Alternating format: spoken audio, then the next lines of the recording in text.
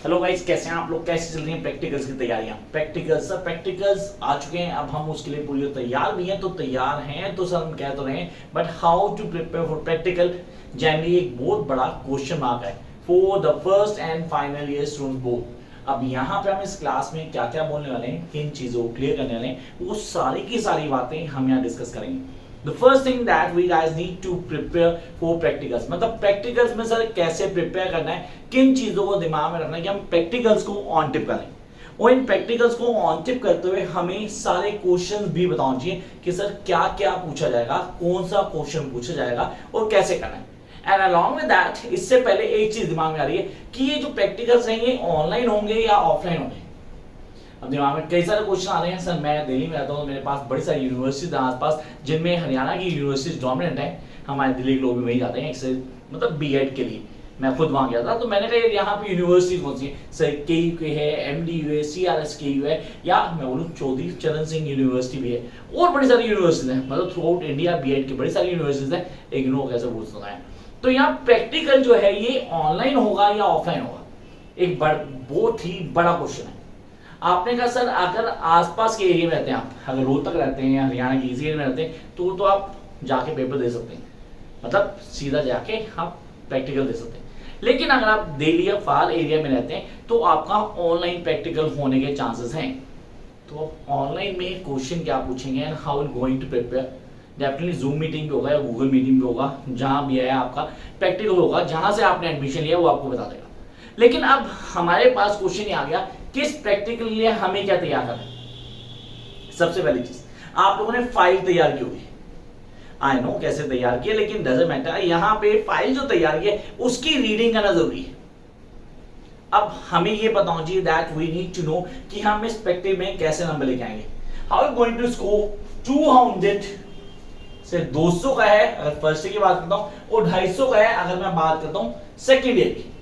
तो ये 200 नंबर चाहिए मुझे, 200 में सर कम से कम 150 प्लस तो चाहिए ना प्रैक्टिकल्स में। तो वो कैसे आएंगे? I am going to score this.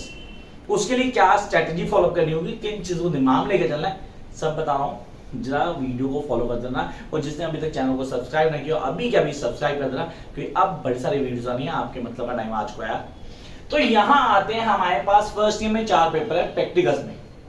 Reading and reflecting test, that's 3 कि आपने कहा sir reading and reflecting on test. Then we are having the drama and art in education. Next understanding the self, and the last ICT, information communication technology, इसका बोलते हैं computers के नाम से हम ज्यादा बेहतर जानते हैं। That's all to you. अब हम इन चारों पेपर में क्या पढ़ते हैं और हमसे क्या पूछा जाता है? First, reading and reflecting on test. Reading क्यों जरूरी है? ये रीडिंग का क्या असर आता है बच्चे के ऊपर? मतलब मैंने बोला सर मेरे से क्वेश्चन पूछा जाता है, डेफिनेटली जैसे क्वेश्चन पूछा जाता है जिसमें आपसे पूछा जाएगा कि इस रीडिंग का क्या पर्पस है। मतलब हिंदी में बोले तो उद्देश्य क्या भाई, क्यों पढ़ाते हैं बच्चों को, उसका पढ़ाने का मतलब क्या है, रूपांतरण क्यों करवाया जाता है, चीजों को अलग अलग चीजों में क्यों दिखाया जाता है। तो पहली चीज यहाँ क्लियर करना, be very confident, seriously confident. अगर आपको क्वेश्चन आंसर आता है तो दो, नहीं आता तो स्ट्रेट फॉरवर्ड, सर नहीं आता प्लीज दूसरा पूछ लो। यहाँ पे कोई फर्क नहीं पड़ रहा, आप सीधा straight forward, be honest with your examiner at the time. तो पहली चीज दिमाग में रखनी है वो ये कि यार हमें बिल्कुल स्ट्रेट फॉरवर्ड रहना है। तो मैंने बोला reading and reflecting on test, मतलब रीडिंग और जो टेस्ट है वो क्या रिफ्लेक्ट करता है। Drama and art in education, sir drama का क्या फर्क है, ड्रामा क्या है, ड्रामा क्या हाईलाइट करता है, किन चीजों को बताता है, हमें ड्रामा में कौन कौन सी चीजें दिमाग में रखनी चाहिए, कैसे काम करेंगे, करने का तरीका क्या होता है, किन बेसिस को अप्लाई करना है, ये सारी की सारी चीजें ऑन टिप होनी चाहिए। आपने कहा sir how and why these things work, इनका रीजन बताया था मैं आपको। नॉर्मली क्या होता है, हम क्लास में या स्कूल के अंदर बच्चों को ड्रामा या आर्ट के थ्रू चीजों को इमेजिन करना सिखाते हैं। यूजली हमारा यूट्यूबर, आप लोग जानते हैं, आप मेरे चैनल को सब्सक्राइब भी कर चुके हैं, तो मैं हमेशा पढ़ाता हूँ, बोलता हूँ that we need to feel it. जब हम किसी चीज को फील करते हैं हम उसको बड़े अच्छे से समझ पाते हैं। फील करना is really very important to grab lots of things. मतलब कई चीजों को समझने के लिए पहले फील करना होता है, तो वो हमें कहां से मिलता है? आर्ट एंड ड्रामा से मिलता है, और ये एजुकेशन का पार्ट है।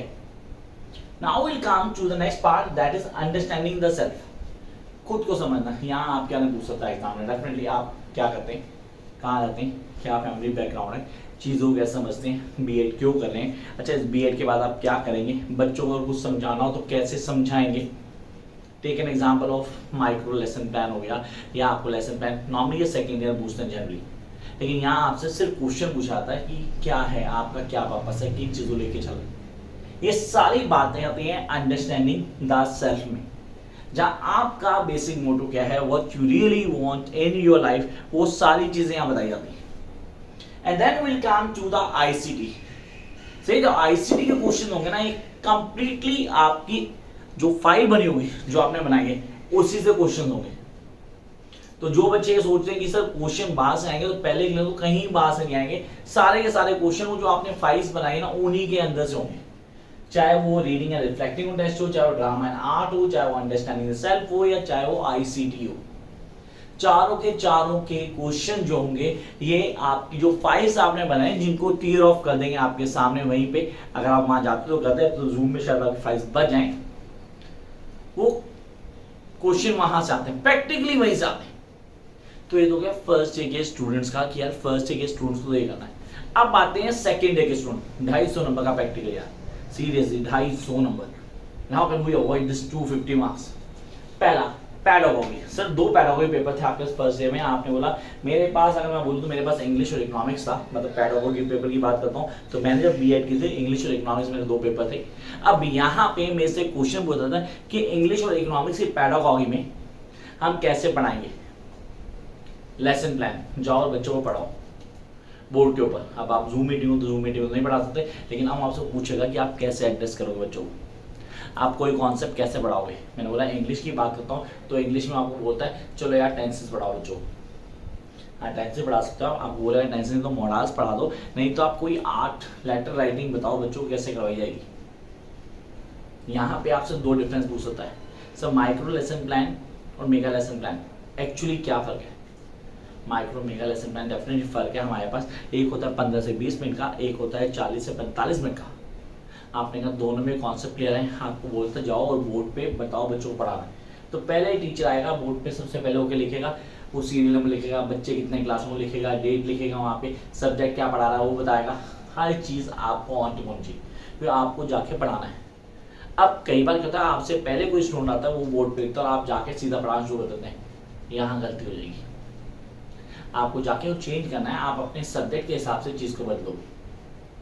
दैट इज, ये गलती होती है तब जब हम ऑफलाइन होते हैं। फिलहाल तो आप ऑनलाइन जूम पे हैं तो बोर्ड यूज़ नहीं होगा, लेकिन हाँ फिर भी आपको ये चीज़ें क्लियर होनी चाहिए कि what is the difference between micro and a mega lesson plan. इसका फर्क बताऊँ जी, आपको अपने सब्जेक्ट की नॉलेज होनी चाहिए। There must be a question जहाँ पे आपको सब्जेक्ट नॉलेज पे क्वेश्चन किया जाएगा कि सब्जेक्ट क्या पढ़ा रहे हैं आप, उसकी कितनी नॉलेज है आपको। आपसे पर्सनल क्वेश्चन पूछ सकता है कि आप क्या कर रहे हैं, कहाँ टीचिंग कर रहे हैं, अगर टीचिंग करें तो किस जगह पे क्या पढ़ा रहे हैं, उन चीज़ों को क्लियर करो। ये सारी चीज़ें हमारे दिमाग में रहनी चाहिए, that how will going to implement these things, और क्या कॉन्सेप्ट होंगे, चीज़ों को क्लियर करेंगे और कैसे हम हर चीज़ को बड़े आराम से डेलिबरेटली अप्लाई कर देंगे और टीचर को भी लगेगा कि इसको समझाना आता है। फर्स्ट थिंग, दोबारा से एक चीज़ रिपीट करूँगा, अगर आपको कोई चीज़ नहीं आती तो बी वेरी ऑनेस्ट, उसको बोलेंगे sir I really don't have an idea regarding it, तो वहाँ से आप अगले क्वेश्चन भी डिमांड कर देंगे। Come to the next question, sir दो है हमारे पैडागोजी सब्जेक्ट्स। मैंने आपको बोला जब मेरे पास इंग्लिश और इकोनॉमिक्स थे, तो आपके पास में मैथ्स हो सकता है, सोशल स्टडीज हो या साइंस का कोई सब्जेक्ट हो, तो इनमें से कोई भी वेरी कर सकता है।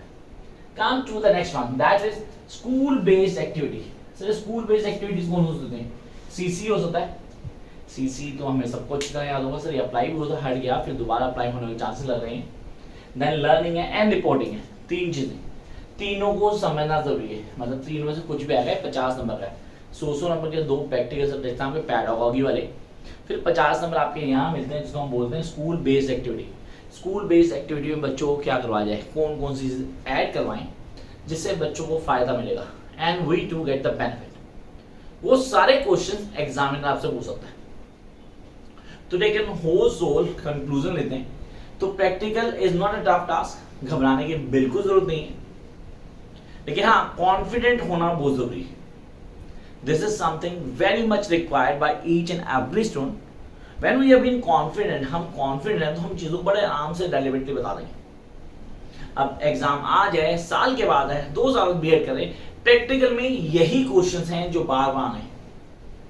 अब प्रैक्टिकल्स की पूरी तैयारी करके जाएंगे। आपको पता है कि प्रैक्टिकल्स में मुझे ये सारी चीजें पता होनी चाहिए, how I am going to implement, that is the major point. I hope you guys get all your doubts clear. किसी को कोई भी डाउट, संदेह, दिक्कत या परेशानी कमेंट बॉक्स में कमेंट करें। I try to solve your problem as soon as possible. Till then, keep watching, like, share, and subscribe if you think it's worth to watch. Bye guys.